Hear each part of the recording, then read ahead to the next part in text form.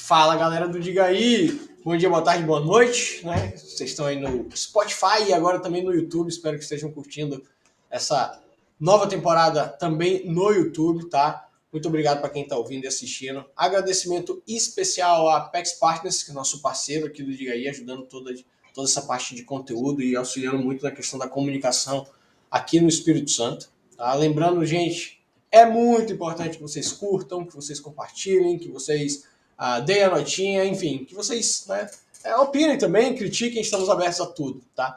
Galera, estamos aqui hoje com duas pessoas que estão querendo e vão, sem dúvida nenhuma, ajudar a melhorar esse ambiente político horroroso que a gente está vivendo, né? Na verdade, eu não sei se a gente já viveu algum ambiente político bom em termos de Brasil, né? Eu estou aqui com Eduardo Ribeiro e Patrícia Bortolom.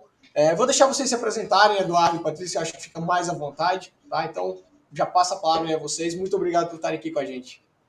Marcelo, boa tarde, Patrícia, boa tarde a todos que Boa estão nos tarde. ouvindo, nos assistindo.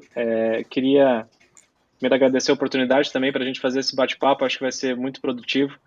Vamos poder discutir bastante coisa, falar das nossas ideias, um pouquinho do novo, das ideias liberais e do cenário político do Brasil também, né? Bom, eu sou o Eduardo Ribeiro, eu sou catarinense, estou atualmente como presidente nacional do partido desde março de 2020, mas já tenho uma trajetória no Novo aí desde 2013, desde a época de coleta de assinaturas, que a gente ia para a rua e todo mundo chamava a gente de maluco, que isso não quer acontecer. Enfim, tá aí, já é uma realidade. Eu fui líder em Florianópolis, depois fui presidente estadual em Santa Catarina nas eleições de 2018, e aí nós conseguimos eleger o Gilson Marques, deputado federal aqui. Também ninguém acreditava, eu lembro até hoje no dia que saiu, no dia da eleição, a gente conversando lá com os jornalistas, ninguém entendia como é que a gente tinha conseguido eleger o Gilson. E aí depois fui para o Diretório Nacional. O maior engavetador de projetos do Brasil, né? A gente vai fazer um episódio com ele, com o Marcel, em breve. O apelido dele na CCJ é o Coveiro, né? Que ele só enterra projetos. Só enterra projetos. E depois assumi a presidência do partido e estou aí até hoje. Passamos a eleição de 2020, na época da pandemia, foi bastante complicado e tal.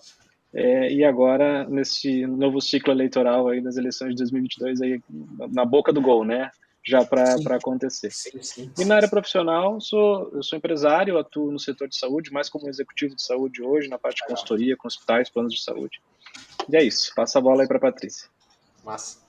Obrigada aí, Marcelo, pela oportunidade, né, de me apresentar. Eu sou Patrícia, né, Bortolom, eu sou engenheira civil por formação, sou técnica também em edificações, e eu tive uma carreira corporativa, né, de uns 15 anos, trabalhei na Vale, na Embratel, na Coca-Cola, no Rio, na MRS Logística, em Juiz de Fora, rodei um bocado, e depois eu resolvi fazer uma transição de carreira, eu sempre quis ser professora. Aí eu pedi demissão da Embratel e fui fazer doutorado. Sou doutora em administração, minha área é finanças, né, e governança corporativa. Fiz o doutorado na Copiagem na UFRJ. Aí voltei para Vitória e sou professora da UFES nos cursos de graduação, mestrado, doutorado, né, no curso de Ciências Contábeis, mas eu dou aula de finanças, de econometria, e na pós eu atuo também na UFRJ e na Federal de Santa Maria. Né? Bacana. Com certeza vou querer falar dessa questão de uma liberal dentro da UFES no corpo de vocês. Vou querer falar bastante sobre isso. Tem um bocado de história aí já. Agora vamos lá, que a gente está aqui para falar hoje, assim, o tema que eu escolhi para bater esse papo com vocês é: precisamos de mais novo no Congresso, tá? E aí eu já vou jogar uma pergunta aqui para o Eduardo e já na sequência a pergunta para a Patrícia também. Eduardo, por que o novo surgiu? E aí depois que você responder, Patrícia, como que pode uma professora da UFES, com tantas ideias liberais e candidata pelo novo, né? Já para fazer essa ponte aí entre uma pergunta e outra. Eu me considero da segunda geração do partido, né? Eu não estava presente na fundação, mas eu já acho que na condição de presidente, e tanto que eu já nem lembro mais como é que era a minha vida antes do novo, isso aqui já faz tão parte da minha vida que eu falo com uma certa propriedade de que o novo nasceu baseado praticamente em duas demandas. Uma delas era a necessidade de ter um partido que defendesse ideias liberais, né, que se posicionasse claramente com uma visão de mundo e de modelo de Estado que fosse alinhado com as ideias liberais, que nós não tínhamos no Brasil, Ok. né? Pegar a árvore Sim. genealógica do partido, é muito claro isso.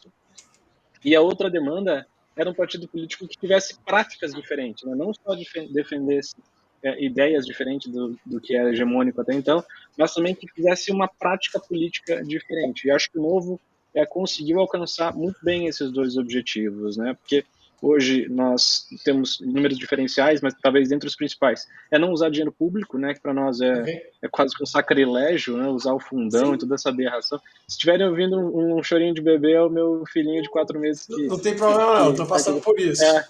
Tô com tá um mês e participando meio. do podcast. Mês e meio. Pô, bem, que bom. Bom que ele já vai Então pegando você os sabe ideais como é que é. liberados.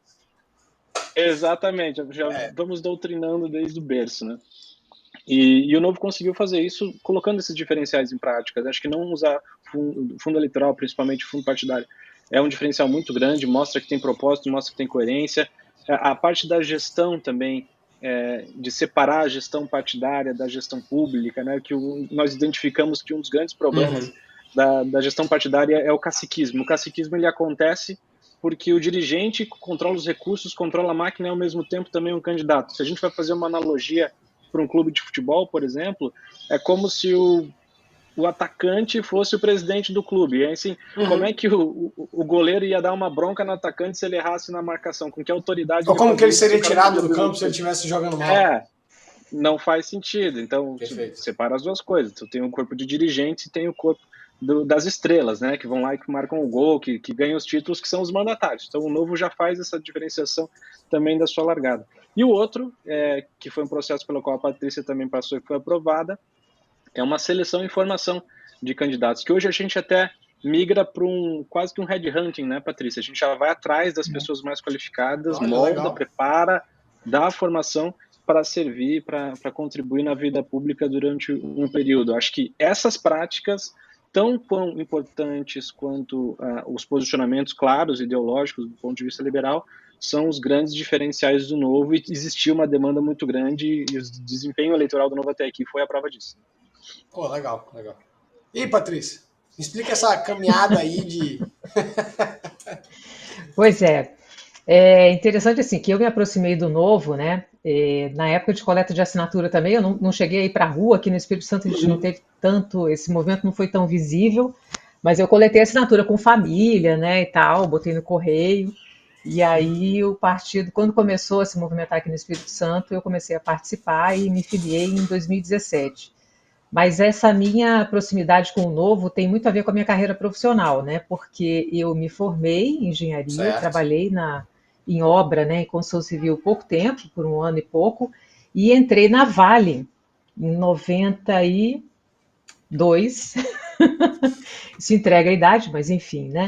Entrei em 92 no programa de trainee, que foi uma Ok. experiência sensacional, sabe? É uma excelente forma, eu falo isso muito para os meus alunos, né, de entrar nessas grandes empresas através do programa de trainee. E a Vale era estatal na época. Então eu comecei a sentir o que é o estado gestor, sabe? Sim. E depois de 5 anos saí da Vale, porque a progressão é lenta, né? Aquelas coisas de estatal que a gente conhece. Ok. E aí eu fui trabalhar tive duas experiências com empresas recém-privatizadas, né? Que foi a Embratel e a MRS Logística, que é uma ferrovia, né, da malha, que era o filé mignon da rede ferroviária federal quando foi privatizada. E aí eu novamente, né, aí eu estava então no desafio de mudar toda uma cultura empresarial, né, porque vinha daquela cultura, né, de estatal, então tinha que ter mais agilidade, mais foco em resultado. E isso foi assim, para minha carreira foi excelente, porque foi um desafio profissional muito bacana, mas é difícil, né, para a gestão empresarial. Sim, E sim. aí, assim, quando eu vi que o Novo defendia, né, abertamente privatização, eu falei, pô, aí tem alguma coisa diferente, né? Eu já estava meio chateada com aquela candidatura de Alckmin, né, aquela experiência que a gente passou, Alckmin e Serra, com aquela vergonha de defender privatização. Eu falei, putz, mas então não é possível, sabe? Alguém tem que falar que isso é necessário. E aí eu via o Novo se posicionando muito claramente, né, e foi por isso que eu me aproximei. Até então, não tinha ideia do que era liberalismo, entendeu, Marcelo? Aham, aham. Então, sim, Você gostava da graças ao ideia, Novo né? que eu me Não descobri uma necessariamente da liberal, né? ideologia. Porque eu vi, né, esse pessoal do Novo falando mais sobre isso. a primeira aproximação foi por causa da privatização. Legal, E aí, legal. com o pessoal do Novo, que eu descobri. Aí fui, né, Mises, o roteirinho de leitura do Mises, Sim, porque eu gosto de sim. estudar, né? Fui ler, então, né, Mises, Hofbauer, Hayek, né, Ó, Friedman. ó, Aí sim boa, eu hein? entendi, né, que é muito Lista. mais do que essa questão só da participação do Estado. E fiquei totalmente apaixonada por essas ideias e foi, né, dessa forma que eu me engajei. E eu sou líder livres, ajudo toda iniciativa, né, que surge, Legal, eu tento de alguma forma apoiar. legal. Agora, dentro da UFES, né, que foi a sua Eu tava pergunta esperando esse inicial, ponto aí, assim, hein? Quero é saber como é que fica. difícil, né, porque realmente não há essa. É o pensamento dominante mesmo, totalmente diferente do meu, né? Tem esse preconceito. Uma vez eu fui fazer uma pesquisa O e eu preconceito, queria digamos assim, entrevistar dos empresários demais. capixabas, que a gente tem, né, no Espírito Santo grandes empresas, mas muito poucas de Aham, capital aberto. Então, o tema da minha pesquisa era por que o Espírito Santo não tem mais empresas de capital aberto. E eu queria certo. entrevistar empresários. Teve empresário que falou assim: não, com o professor da UFES eu não converso. Se Olha. negaram a me dar entrevista, entendeu? Quando você falou Então preconceito, tem essa dificuldade, essa imagem. São poucos professores, né, que têm um aham, pensamento mais liberal, mas tem. E eu tá, tô lá, entendeu? Eu falo que eu sou a voz dissonante e acho que é importante eu cumprir esse papel lá dentro com também, certeza. né? Eu já fui assim Você, para reunião de sindicato, entendeu? Eu sou a única que levanto a mão contra a paralisação. Aí eu falei assim, eu nunca vou ganhar, mas pelo menos não vai ser por aham, unanimidade, entendeu? Aqui aham, eles vão decidir essas coisas. entendi. Já enfrentei assim paralisação com professores, né, fechando a universidade e eu tentando entrar com os meus alunos, sabe? Tem esse tipo de eventos aí na minha história. Mas eles, de certa forma, também me respeitam muito. Assim, eu não me sinto perseguida, não tem isso, Claro, né? Até claro. porque trabalho pra caramba, pesquiso, Aham, aham, publico, né? Mais do que a grande entendi. maioria, então não tem muito como também me criticar, sabe? Tem uma situação curiosa, né? Aqui no escritório, de um tempo para cá, a gente simplesmente parou de contratar estagiários, enfim, advogados, etc., pelo currículo. A gente passou a contratar pelos valores. Então a gente faz um bate-papo com essas pessoas, né? Com os meninos e tal. E tal. E aí, tem um aqui que é da UFES, rapaz. E ele chegou aqui hoje pra mim. Eu estou revoltado. E ele, assim, ele totalmente liberal, até. Ele chegou bem liberal aqui, antes mesmo de conviver com a gente no escritório, né?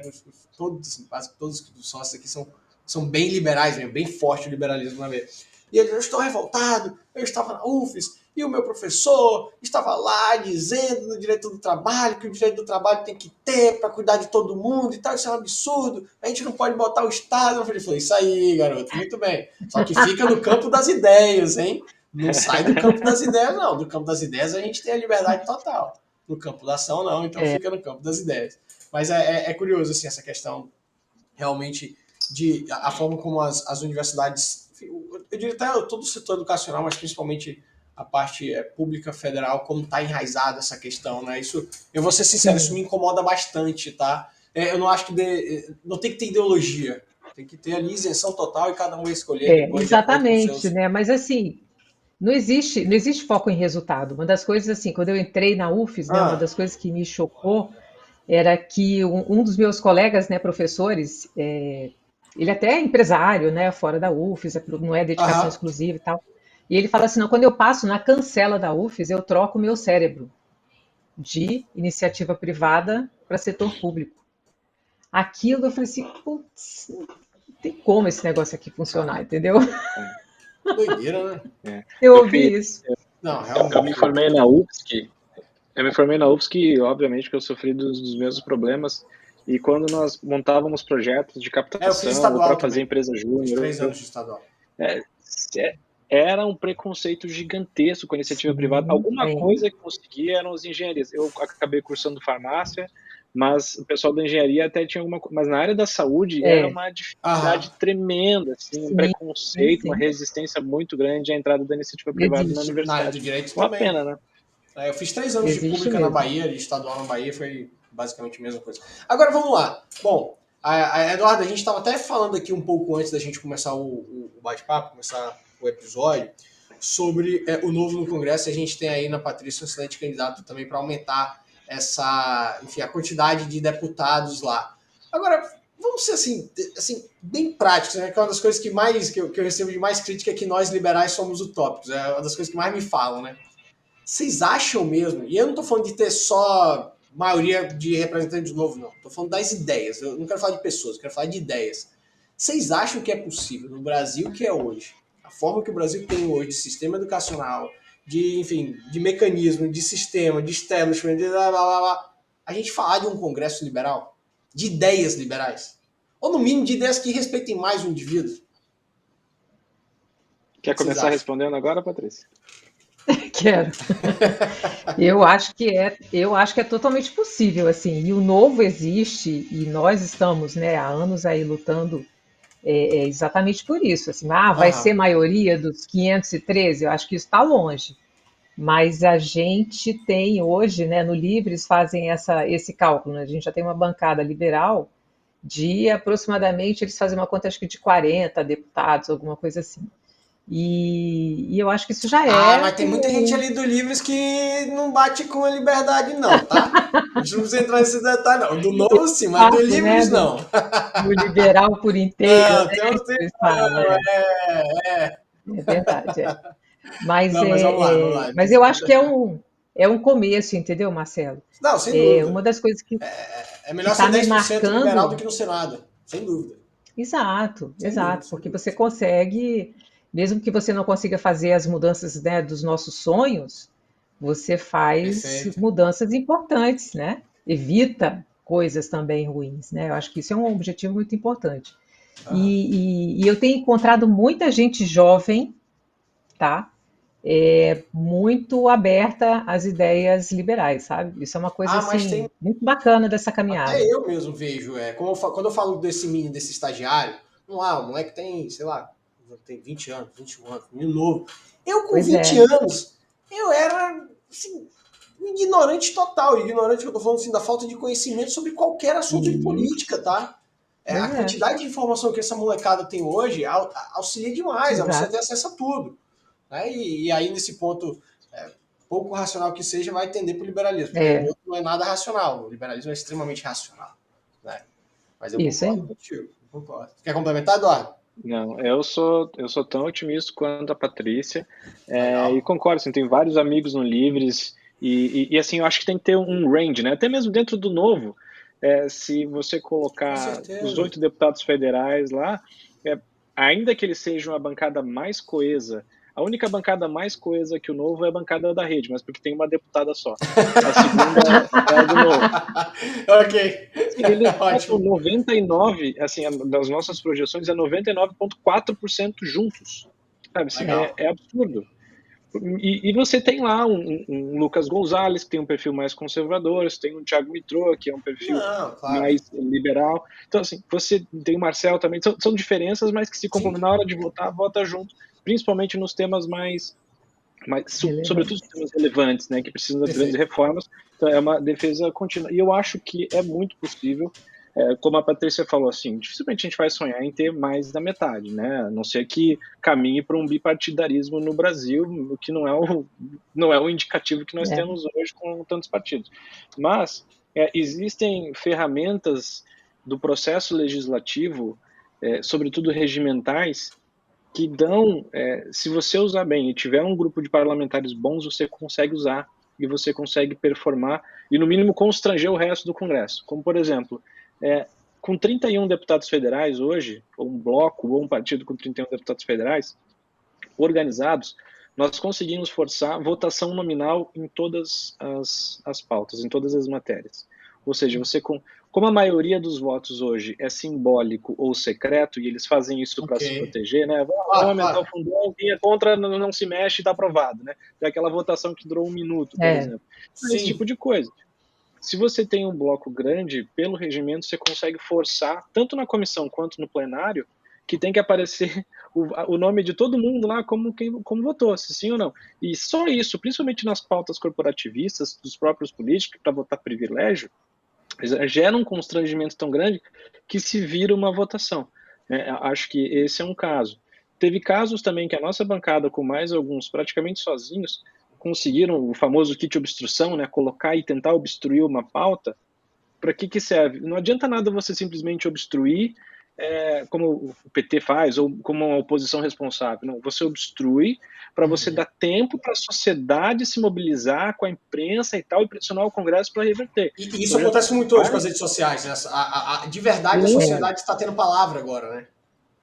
Muito, muito, muito. Então, questões privilégios ou mesmo de tentar sabotar medidas de combate à corrupção, que já aconteceu, nossa bancada conseguiu obstruir e isso deu tempo para a sociedade civil, para a imprensa, para os formadores de opiniões entrarem no debate e começar a gerar um constrangimento, e aí você vai virando votos e aí você consegue derrubar. Isso aconteceu 1 ou 2 vezes ao longo desses 4 anos. Então, com 8, você consegue fazer isso. Imagina quando a gente tiver muito mais gente lá. É possível ter tração e fazer o jogo virar, sem dúvida nenhuma. Bacana. Esse era um dos pontos aqui. Você quer complementar, Patrícia? Fica à vontade. Não. Pode ir. Era até um dos pontos que eu ia perguntar aqui, né? Porque, assim, a gente não tem lá dentro, enfim, com políticos liberais ou de ideias liberais o suficiente, às vezes, para necessariamente aprovar, né, uma lei ou tal. Mas não é só assim que se faz política, né? Não é só aprovando lei. Até pelo contrário, né? Eu, como liberal, eu quero quanto menos lei, melhor. A gente podia ter uma lei proibindo existir outras leis, assim, basicamente. Só brincando aqui um pouco. Mas como que você, Patrícia, enxerga que os deputados federais do Novo, você, enfim, sendo eleita também, vai conseguir auxiliar? Porque, assim, de novo, as pessoas acham que a função de um deputado é só chegar lá e aprovar aquela lei que é benéfica para ela. O famoso grupo de pressão, caminhoneiro, etc., grupo disso, grupo daquilo, vamos beneficiar o grupo aqui. Sendo que, no final, somos todos indivíduos e, independentemente da sua profissão, cor, raça, sexo, religião, etc., eu também tenho os meus direitos que são iguais aos seus. Tá? Mas como que funciona na prática o trabalho de um deputado federal para melhorar esse ambiente político que a gente tem? Econômico, Pois social? uma coisa, Marcelo, que eu tenho falado assim com as pessoas, sempre que eu tenho oportunidade, é que a gente precisa parar de pensar assim, não, o bom deputado é aquele que aprova e que propõe muitas leis. Tem deputado que fala assim, eu fui o deputado que mais aprovou, eu fui o deputado que mais apresentou, meu irmão. Mais apresentou... Esse eu já não vi isso, mais projeto de lei, como se isso fosse o que a gente precisa, né? Eu falo para as pessoas, o que a gente precisa são de pessoas que vão lá para votar as coisas, os bons projetos que já estão lá mofando, né? Prisão após condenação em segunda instância, fim do foro privilegiado. Esse eu gosto. Está 3 anos parado, né? Então, assim, não precisa de novas leis. Tem mais ou menos, acho que umas 5 mil propostas de lei por ano que são apresentadas. Como é que se vota isso, entendeu? Não tem como. Então, precisa de gente disposta a fazer o que tem que ser feito. E o que tem que ser feito, a gente está discutindo há 20 anos. Reforma administrativa, reforma tributária, entra governo e não sai. Né? Então, isso é uma coisa, tá? Parar de pensar que o bom deputado é o que mais apresenta projeto de lei. A segunda coisa é isso que você falou, que foi uma das coisas que mais me chocou na visita que eu fui fazer ao Congresso, né? O Novo, né? Convidou, né, os candidatos para irem fazer uma visita ao Congresso, eu fui. E é impressionante, né, aquelas salas daquelas comissões, como ficam tomadas por grupos de pressão. O que tem de grupo com camisetinha, né, cada um com seu sindicato, em geral, né, muito sindicato de funcionário público, né? Eu fiquei olhando aqui, eu assim, gente, tá aí, cada um aqui defendendo seu grupinho, né? Uhum. E o cidadão comum, aquele que não está, né, em nenhum desses grupos, entendeu? O feirante, o camelô, esse está lascado, porque esse aí, ele não está lá naqueles grupos, ele não está representado, né?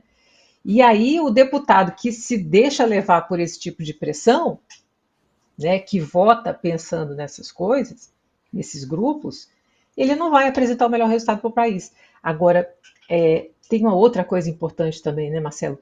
Que é a educação do eleitor. Dessas minhas andanças aí pelo interior, aqui, um empresário virou para mim e falou assim, tá, beleza, você vai ser eleita, vai fazer parte lá da bancada do Espírito Santo, e o que você vai fazer aqui pela nossa região? Um empresário, tá? O que você vai fazer aqui pela nossa região? Então, assim, essa mentalidade, né, também das emendas parlamentares, a emenda de bancada, que tem que atender aquela região sul, a região norte, ou sei lá que região, sabe? Sim, Isso também é uma dificuldade, uma coisa que a gente tem que vencer, né? eu concordo. E é um processo, é um processo. Eu, assim, com muito cuidado, expliquei para ele que, olha, o meu papel não é, né, atender uma região ou outra. Tem deputados que não trabalham dessa forma, trabalham com editais na hora de decidir a destinação de suas emendas, tem que ter um critério de decisão melhor, né? E aí eu acho que ele entendeu, sabe? Existe um grupo de pessoas que genuinamente entram na política para fazer o bem, que realmente querem fazer o bem, mas muitas vezes não alicerçado, pelo menos não nos valores liberais que a gente defende, e acabam indo para a política para defender um grupo setorial específico, achando Perfeito.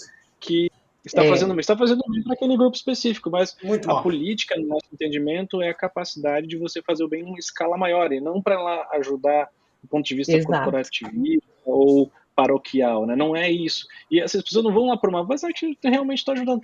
Para nós liberais não funciona assim, né? Nós É, queremos Sim. criar um ambiente, melhorar o ambiente para que todo mundo possa chegar lá, para que todo mundo possa desenvolver seu potencial, né? Para que todo mundo consiga usufruir da sua própria liberdade e conseguir buscar correr atrás dos seus sonhos. Essa é a nossa essência. Então, isso se é, diferencia um pouco. E tem muita gente do bem que está lá no Congresso fazendo isso, achando que realmente está fazendo uma coisa é, boa, coisa só está aumentando a estrutura corporativista que nós temos no Estado, Sim, infelizmente, sim. né?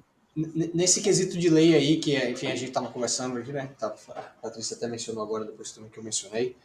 Tem uma obra, Patrícia, eu não sei se você a leu, mas se você puder ler, ela é muito fina, tá? Ela é muito fina, mas assim, eu como advogado, foi uma das obras que mais me impactou, porque eu tinha uma, vamos lá, antes de virar um liberal, eu tinha uma percepção sobre legislação. Depois que eu virei liberal, eu tive outra percepção sobre legislação. E quando eu li essa obra, eu falei assim, cara, jogou tudo de novo fora e esse é o sentido real do liberalismo e legislação, que é a lei do Bastiat. Eu não sei se você já teve a ah, oportunidade já de ler. li, Pô, essa já obra é li, já li. maravilhosa. Eu acho que é a obra que eu mais É. cito aqui. Eu acho que é a obra que eu Sim, mais cito, sim. junto com a Revolta de Atos da Ayn Rand e Caminho da Servidão e Seis Lições, enfim. Uhum. Eu gosto de citar muito a lei do Bastiat porque ele quebrou a minha forma de enxergar a legislação, como a lei ela deveria servir de instrumento para garantir que a gente quer fazer para garantir que a gente possa fazer o que a gente quer fazer. É um sentido negativo de legislação. A É, legislação hoje ela é no sentido ela é uma imposição. Você eu deixo você fazer algo, eu não deixo você fazer algo. Aqui é sempre uma é, limitação. Sendo que, para o baixar, o conceito de legislação deveria ser que, não, eu vou fazer uma legislação para garantir que você possa fazer o que você quer fazer. A gente até teve uma lei recente aí que contou muito com o apoio do Novo, que foi a lei da liberdade econômica. Essa lei me lembra um pouco esse conceito da lei do baixar, porque é sim, exatamente para garantir a autonomia privada. Então, meu amigo, faça o que vocês quiserem fazer de forma contratual, desde que obviamente não seja impossível. Ah, vou é. negociar com o Eduardo a compra de um terreno na Lua. Pô, é possível. Nossa, beleza, só Marcelo, tendo essa aí relação agora, livre. Né? E é agora eu curto. lembrei da, agora eu lembrei da UF de novo, né? Porque uma das outras coisas que Ah, também me chocou no serviço público é se não está escrito, não pode. Não é assim? pois pois é Eu exatamente o inverso. tentava fazer alguma coisa, não, mas isso aqui não tem, gente, não tem nenhum lugar dizendo que não pode. Não, mas se não está Pois é, escrito, não pode. pois é. É É desse uma jeito. pena que a gente E tenha. nós Vamos lá, temos quem hoje no sabe? Brasil também uma tradição hermenêutica de construir uma legislação que você pode interpretar de qualquer jeito, né? Além Sem de dúvidas. muitas leis serem mal É, escritas, a interpretação é super criativa. E é, isso se dá um passo além. O nosso sistema tributário ele não é assim à toa.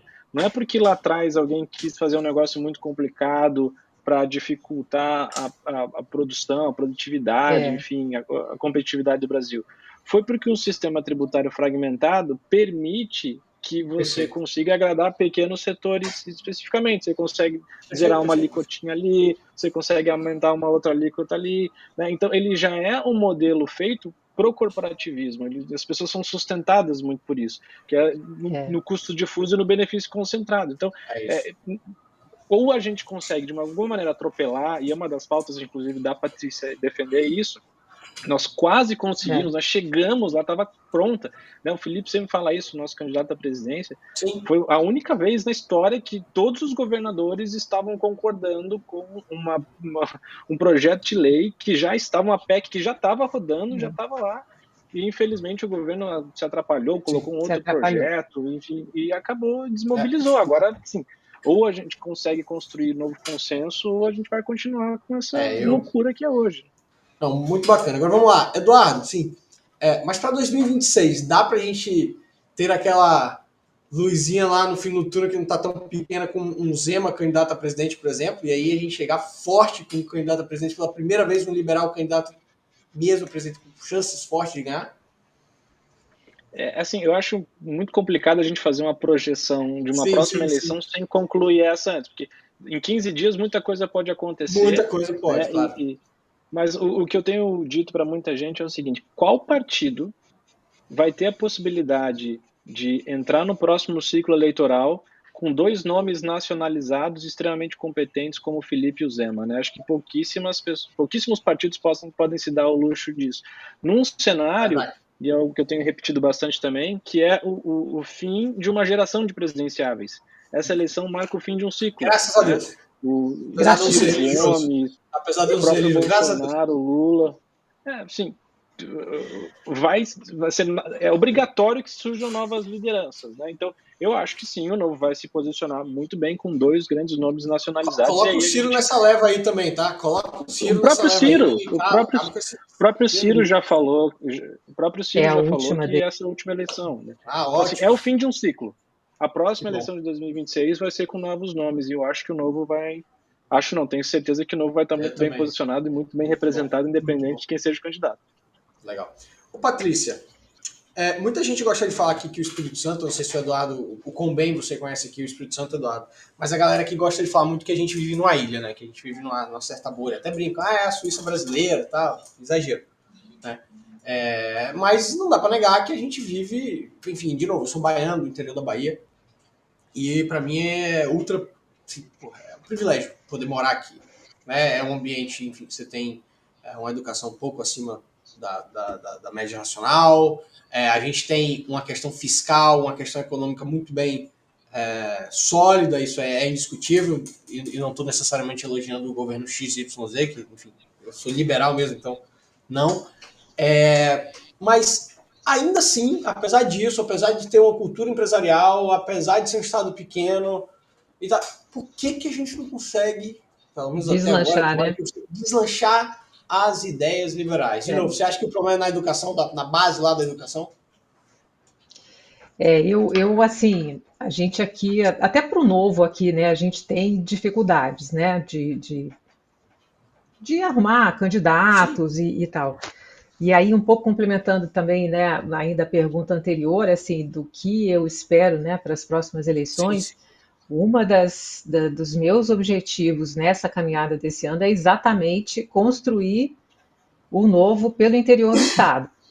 Legal. Então, assim, nas minhas andanças, né, eu já identifiquei diversos grupos, diversas cidades, sabe, muita gente simpatizando com o que a gente quer fazer com o nosso projeto. E eu acho que, por mais, assim, a gente, né, porque é liberal, é federalista. Né? A gente tem que diminuir essa concentração de poder absurda. Então, sem dúvida, eu vejo... Exatamente. Então, é muito importante a gente pensar na capilarização desses nossos núcleos, né? Desses grupos de apoio liberais. E eu acho que, assim, a minha visão aqui do Espírito Santo da política, né, o que eu costumo dizer é que a gente tem uma política meio morna, eu acho, sabe, Marcelo? A gente nunca teve, assim, nenhum maluco de direita, nenhum maluco de esquerda, né? Ninguém como um Pimentel lá em Minas que deixou um cenário de terra arrasada, sabe? E eu acho que talvez por isso que a gente tenha, né? A população fica naquela assim, não tá, né, tá muito bom, mas também não tá muito ruim. E aí fica desse jeito, sabe? Mas é um estado que tem um potencial enorme. Enorme. E muito pouco aproveitado, né? Assim, turismo, gente, a gente tem mar e montanha a 40 quilômetros um do outro, isso é fantástico, né? E a gente não desenvolve a parte de inovação, Hoje eu assisti o resultado de uma pesquisa que a Rede Vitória fez, eu fiquei impressionado que mais um ponto positivo para o Estado. O que apareceu lá como preocupação principal, né, apareceu qualificação dos professores na área de educação. Cite 3 coisas que você acha que tem que melhorar. Qualificação do professor. Em segundo, a remuneração do professor. Então, olha também, assim, a gente está evoluindo, né? O Capixaba está evoluindo no entendimento desses problemas também, sabe? Entendi. Mas eu acho que é isso. Patrícia, você vai ser combatente igual o Marcel, o Gilson e aquela galera lá, que eu acompanho eles no Instagram, eu acho o máximo, né? Eu acho o máximo. O Gilson ele é mais provocativo, né? O Marcel ele é mais combatente, assim, mas o Gilson é eles provocativo. são Então, estilos o Thiago é mais diferentes, na né? dele, né? Defende ali. A gente já entrevistou. Já passou aqui o Poit, muito bom também. Pô, como ia ser bom para São Paulo ter o Poit como governador, hein? Né? Pô, quem dera. Tomara que certeza. seja. Já entrevistamos aqui o Poit, já entrevistamos o Marcel e já entrevistamos o Thiago e o Daniel José também, que era estadual pro São Paulo na época que ele estava no Novo. A gente já entrevistou ele também aqui. E já fizemos um bate-papo rápido também com o próprio Felipe, né? Mas e aí, você vai dar uma provocada lá, vai perturbar? Como que você pretende agir lá? Eu quero muito dar trabalho. Quero dar muito trabalho para aquele povo. Eu tenho falado isso, eu sou teimosa, entendeu? Eu gosto de desafio, né? Sempre fui assim, entendeu? Gosto de desafio, trabalho muito e vou dar trabalho para eles. Sou insistente, sou pesquisadora, né? Pesquisador no Brasil também tem que, né, tá sempre tentando muito, investigando muito, estudando muito. Disposição não vai faltar, não, Marcelo. Eu vou dar trabalho para eles. Boa. Eduardo, tem algum tipo de assim, como que funciona assim uma vez? Aí tô perguntando de curiosidade mesmo para entender os bastidores, até mesmo de partidos e tal. Como que funciona entre os eleitos? Existe uma cartilha, existe uma orientação? Meu irmão, você foi eleito pelos seus ideais, está aqui dentro do partido, agora vai lá e quebra o pau, tem a liberdade impera também uma vez lá, como é que é? Como que funciona? Às vezes dá uma puxão de orelha, como funcionam essas coisas? Mais ou menos, assim, todos os candidatos assinam um termo de compromisso, né? Antes da própria campanha começar. A Patrícia também assinou, todos os nossos quase 500 candidatos assinaram, e lá tem um certo regramento do que pode ser feito, o que não pode, o que tem que abrir mão, o que não tem que abrir, para chegar lá, já para a gente, assim, primeiro é um compromisso para fora, né? Então você já, o teu eleitorado, não se usa aquilo ali para mostrar que você já assumiu esse compromisso com o partido e que você vai cumprir, mas principalmente para manter também um certo padrão, né, um parâmetro daquilo. E isso foi, ao longo de vários anos, a gente foi ajustando para chegar no que é o ideal, a quantidade máxima de pessoas no gabinete, quanto de verba que você pode gastar e tal, justamente para mostrar que é possível ser eficiente, gastando pouco e fazendo um bom trabalho, porque o Congresso custa muito, né? Tem aquela história que o Congresso custa 20 milhões de reais por dia, isso é um absurdo para quem paga imposto. Então, é só dando o exemplo que nós vamos conseguir cobrar uma redução dos custos do judiciário, por exemplo, do executivo e qualquer outro poder. Então, esse é o primeiro papel. Então, acaba que eles têm uma atuação parecida em alguns campos. Primeiro, obviamente, pelo alinhamento ideológico, então todo mundo comunga dos mesmos valores, mas também por já ir alinhado desde o início. É lógico que cada um tem seu estilo, e é bom que seja assim, né? Tem um que é o melhor orador e vai lá e consegue. Eu já vi o Marcel virar voto na tribuna, né? Virar orientação de outro partido. Ele é muito bom nesse ponto. Argumentando. Ele é muito bom. Você tem outros que são mais articuladores, que trabalham mais nos bastidores, nos gabinetes, tentando melhorar projetos, ajustar melhor, que às vezes não aparece tanto no púlpito, mas consegue, trabalha muito ali nos corredores do Congresso. Mas essa equipe ela precisa ser heterogênea, ela tem que ter jogando em diferentes posições. Continuando na analogia do futebol, você tem que ter os zagueiros, tem que ter o atacante, você tem que ter o meio campo. Então, eu acho que aí a gente monta um time qualificado e é assim que nós temos atuado. Como que vocês estão enxergando, já que está falando dessa questão republicana, de fazer o certo do jeito certo e tal, como vocês estão enxergando o papel do STF hoje, hein, gente? Essa é mais polêmica, hein? Quer responder essa, Patrícia? Você que vai ser parlamentar. Eu acho que essa polarização, a gente está num ambiente, como o Marcelo falou no começo aqui da nossa conversa, né? O ambiente político nunca foi tão ruim, eu acho. Né? Péssimo. Se a gente tinha alguma coisa polarizada antes, isso nos Mas últimos só 4 anos esclarecer, piorou. Patrícia, ele não é péssimo pelo fato da gente ter mais pessoas defendendo a direita, ter mais pessoas defendendo a esquerda, ter mais liberais. Não, Não é por isso, que eu acho esse ponto bom. É claro, pela até violência psicológica que está se colocando, essa questão de tipo, você isso. é esquerdista, então não quero estar com você, então você é. Eles até gostam de sacanear, né? Você é um neoliberalzinho, vai lá para sua utopia, viver É, sozinho. Isso que é o ruim, entendeu? Assim, isso que é o chato. mas Não a aí defesa de também, ideias, ter ideias, isso aí é maravilhoso. Ter ideias e debater, isso é maravilhoso. mas eu sou uma otimista também, sabe, nesse aspecto, assim, porque eu acho que a gente antes tinha, o meu irmão fala isso, a gente tinha vários tons de vermelho, né? Ou era esquerda radical ou centro-esquerda. E de repente o pessoal de direita, o pessoal conservador saiu do armário, entendeu? E aí Uhum. agora a gente tem esse ambiente, né, que está muito polarizado. E eu acho que a gente vai começar a descobrir que não precisa ser assim também, né? Na verdade, a discussão relevante não é se é de direita ou de esquerda, né? A discussão relevante é o quão liberal você é, o quanto coletivista você é, Boa. sabe? Mas a gente ainda não chegou nesse ponto. Estamos caminhando para ele, eu acho, para entender que é aí que está a questão, né? Mas eu acho que E o essa STF? polarização, ela contaminou tanto que as nossas instituições estão completamente bagunçadas. O papel do STF tá confuso. Eles mesmos acho que se perderam, entendeu? Tá confuso para eles, né? Eles que se perderam lá, né? Exato, se perderam, com Eu tenho certeza certeza, que para nós três aqui tá muito claro o papel do STF. com certeza, com certeza. Mas isso eu acho que é reflexo, né, desse ambiente institucional polarizado demais, um ambiente político polarizado demais que contaminou as instituições, né? A gente precisa romper isso para poder botar as coisas no lugar novamente. É.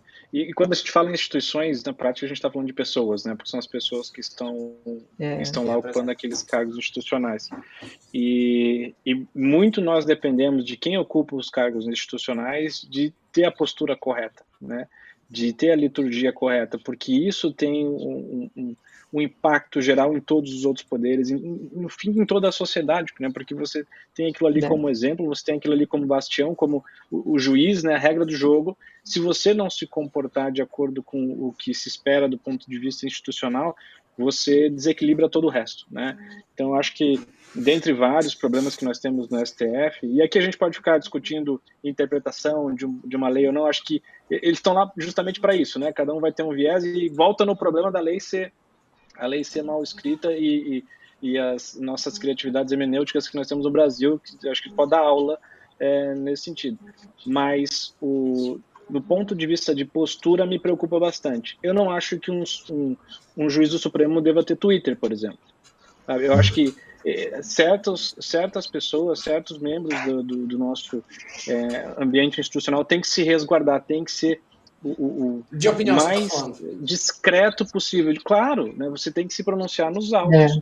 Enquanto você estiver ocupando um cargo como esse, você precisa ser o mais discreto possível. E isso vale também para o presidente da República, que não é só chefe de governo no Brasil, né? Ele é chefe de Estado. E você acumular essas duas funções pode ser problemática se você não conseguir ter um certo equilíbrio, porque ser chefe de Estado também pressupõe outras coisas do que decidir para onde vai o orçamento, né? Do que decidir fazer obra, outras coisas, é representar os valores da nação e principalmente representar o país lá fora. Então, acho que hoje nós sofremos, cada um à sua maneira, de um grande problema de postura dos nossos ocupantes de cargos de relevância institucional.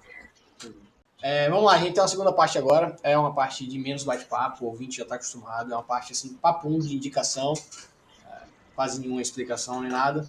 Mas vamos lá, começar pelo fácil. Vou sempre seguir a ordem, tá? Patrícia e Eduardo. Indicação de um livro. o que eu estou lendo agora, super didático ele, do Friedman, Livre para Escolher. Livros Muito para bom. escolher. Gostei de sua lista de leitura, hein, Patrícia? É muito boa. E aí, Eduardo? Eu indico, é um livro mais denso, ele é mais, acho que eu até tenho ele aqui, mas eu acho que vale muito para quem quer entender como é que foi a conformação do poder brasileiro, que é Os Donos do Poder, do Raimundo Fauro. Acho que vale para Esse quem é novo. queria tirar as férias aí lendo, eu acho muito bacana para entender como é que nós chegamos na estrutura política que nós temos hoje e vai responder muitas dúvidas sobre tudo isso que a gente está discutindo aqui. Bacana. Eu normalmente eu não indico, mas dessa vez eu vou indicar porque o papo está muito propenso a isso. Eu vou indicar um livro que o meu sócio Francisco me sugeriu ler. Eu li ele muito rápido, porque eu fiquei muito apaixonado pelo livro, que é O Além da Democracia. Tá? Vale muito a pena ler essa obra também. Fininho também, lê rapidinho. Fala sobre a democracia como... Enfim. Lê lá, é muito bom, muito bom. Um filme ou uma série, Patrícia? Ah, tem que ser uma série política, né? Hoje eu mencionei duas: Ah, Borgen e Marseille. não ouvi nenhuma das duas. Vou. Não? Não, Borgen. não vi. Borgen é sobre a primeira-ministra dinamarquesa.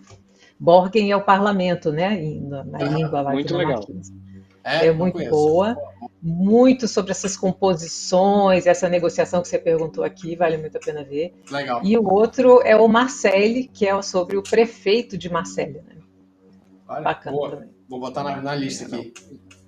Borgen é muito legal até para quem não está familiarizado, né? O nosso sistema é presidencialista, mas mostra muito como funciona o sistema parlamentarista e a forma de compor governos, né? De não ter esse Aham. preconceito de estar com outro partido, que não se mistura e tal. Não, é Exato, preciso exato. misturar, precisa dividir o governo e ter um norte, né? Acho que isso é bem legal Legal. para mostrar como é que funciona lá na Europa. Exatamente. Então, você está ratificando essa série então, Eduardo? Não, mas assim, eu já não, Tá. faz 4 meses que eu não consigo mais assistir série, né? Porque Tadinho. agora eu tô na função Vai pai demorar uns anos. 'Seu 50% do pai'. tempo. Mas assim, a última série que eu assisti por completo que eu gostei muito, e assim, é muito pop, né? Todo mundo Aham. acho que assistiu, gostou, foi Dark no Netflix. Eu gosto Muito muito boa. de viagem no tempo, e acho que pra mim, Essa de série viagem é no tempo, é sensacional. melhor Essa que série. Dark eu muito boa. Vai até sair uma nova série na Netflix com os criadores de Dark. É um Sim. número É o lá, de um 1800. navio, né? Um negócio desse. Já Aconteceu estou um ansioso. Vamos lá. Tô esperando pra assistir também. Boa. Patrícia, um Eu valor. consegui. Um valor, a liberdade. Eduardo? Aí não tem. Aí Não tem outra, né? Tem assina outra. Legal. embaixo. Assina embaixo. Boa. E Um como a gente político. não conhece isso, né? Verdade. Verdadeiro sentido. Isso. Um político que você admira, Patrícia. Ah, vou puxar a brasa para minha sardinha aqui, o Zema. Sem problema nenhum. E aí, Eduardo? Boa. Vale a Patrícia?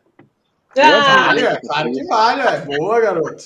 Boa resposta. Admiro muito a Patrícia. Acho que assim e ela não fala, né? Mas acho bacana. Ela foi convidada para ser candidata por outros partidos aí no Espírito Santo, com montanhas de recurso do fundão, praticamente prometendo a eleição para ela. E ela falou: não, eu vou ficar no Novo, eu quero ser Boa. candidata pelo Novo, porque é o que eu acredito, é o partido que eu defendo, é o meu partido, e eu não me vendo assim. E por mais difícil que seja a eleição para quem é do Novo, eu quero disputar, porque é o caminho que eu acredito. Então, merece toda a minha admiração. obrigada. Muito bom. Bom mesmo. Legal. Parabéns, Patrícia, por seguir seus valores tão fortes assim. Obrigada, Tá? obrigada. Agora vamos lá. Esse aqui vai ser... Eu nunca tinha feito esse modelo aqui, tá? Mas quando eu tava montando a entrevista, eu falei, esse aqui vai caber. E, de novo, é bem curto, hein, gente? Quando eu falo PT, o que a Patrícia pensa? Aeroporto. Pra ir embora. Boa. Vai lá, Eduardo. É boa. Não, a primeira palavra que vem na minha mente é corrupção. Não tem outra. E esse aqui Se tiver agora? no dicionário. Não, sim. Boa. E quando eu falo Lula, o que a Patrícia pensa? Lula? Aí agora que ele falou corrupção. Você pode repetir, não tem problema. Mentira. Mentira, eu Lula é gosto de mentira. É. E aí, Ele Eduardo? fala aqui. Quando fala PT, eu lembro de corrupção. Quando fala de Lula, eu lembro do PT. Então, para mim, é tudo a mesma linha de raciocínio. Maravilhoso. E para não dizer que eu tô querendo puxar a sardinha para nenhum lado aqui, e quando eu falo Bolsonaro, o que você pensa? Ai, eu penso uma perda de oportunidade. Legal. É. É exatamente isso. A primeira palavra que vem na minha mente é irresponsabilidade. Eu acho que alguém que teve a chance teve a chance de mudar, né? De, como eu falei, de sentar no cargo de relevância, de ter a postura institucional, de mudar, né? Porque ele foi um parlamentar a vida toda e infelizmente sentou na cadeira, continuou sendo um parlamentar, ele não entendeu o que é ser um presidente da República e escolheu ser talvez a pior das suas versões, né? E infelizmente, e a coluna do Gabeira hoje, inclusive no Estadão, fala muito isso, né? Bolsonaro contra Bolsonaro, e ele é o seu principal adversário, e o Lula não está na frente à toa, né? Não é à toa. Então, infelizmente, a gente chegou nesse cenário. E você está no movimento liberal há muito tempo, Marcelo, a Patrícia também sabe o quão foi duro nós quebrarmos os preconceitos. Imagina a Patrícia ali na universidade, do que é ser de direita, do que é ser liberal e tal.